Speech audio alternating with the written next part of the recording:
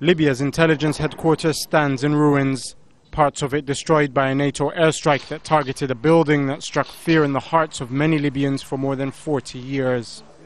Among the rubble and ransacked offices lie some of the deepest secrets of Gaddafi's regime.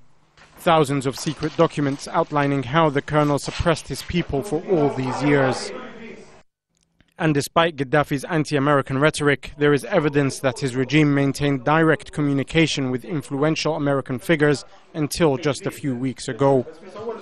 In the office of Abdullah Sunusi, head of Gaddafi's intelligence service, one of his in-laws and a man wanted for war crimes, Al Jazeera found what appeared to be minutes of a meeting between senior Libyan officials and David Welch, former Assistant Secretary of State and the man who brokered the deal which restored diplomatic relations between the US and Libya in 2008. Welch now works for Bechtel, a multinational American company with billion-dollar construction deals across the Middle East. The documents record that David Welch met with Gaddafi officials at the Four Seasons Hotel in Cairo on August 2nd.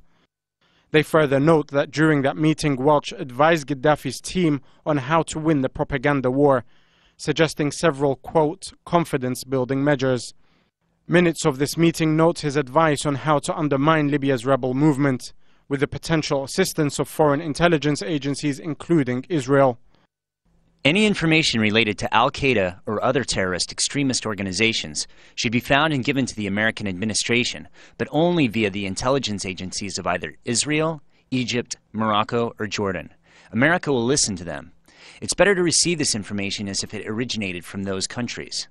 The papers also document that Welch advised Gaddafi's regime to take advantage of the current unrest in Syria, pointing out the importance of taking advantage of the Syrian situation, particularly regarding the double standard policy adopted by Washington. The Syrians were never your friends, and you would lose nothing from exploiting the situation there in order to embarrass the West. According to the document, Welch also attacked Qatar's role in supporting the NTC, describing Doha's actions as cynical and an attempt to divert attention from the unrest in Bahrain. The document claims Welch went on to propose the following solution to the crisis, which he said many would support in the US administration. Gaddafi, quote, should step aside, but not necessarily relinquish all his powers. A clear contradiction to the public demands by the White House that Gaddafi must be removed. According to the document, as the meeting closed, Welch promised, quote, to convey everything to the American administration, the Congress, and other influential figures. But it appears that David Welch was not the only prominent American giving help to Gaddafi, as NATO and the rebel army were locked in battle with his regime. On the floor of the intelligence chief's office lay an envelope addressed to Gaddafi's son, Saif al-Islam. Inside, Al Jazeera found what appears to be a summary of a conversation between US Congressman Dennis Kucinich, who publicly opposed US policy on Libya, and an intermediary for the Libyan leader's son.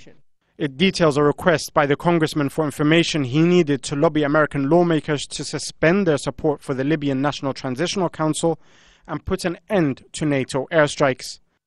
According to the document, Kucinich wanted evidence of corruption within the NTC and any possible links within rebel ranks to Al-Qaeda.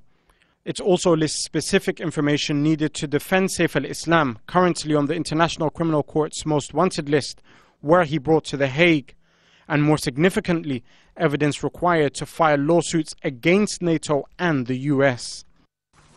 It took 6 months to topple Gaddafi's regime, but the colonel did rule for over 40 years, during which thousands went missing, planes were blown up, and billion-dollar deals were struck. Finding out the true story behind all this will take a long time. And even then, there are some things that will never be known.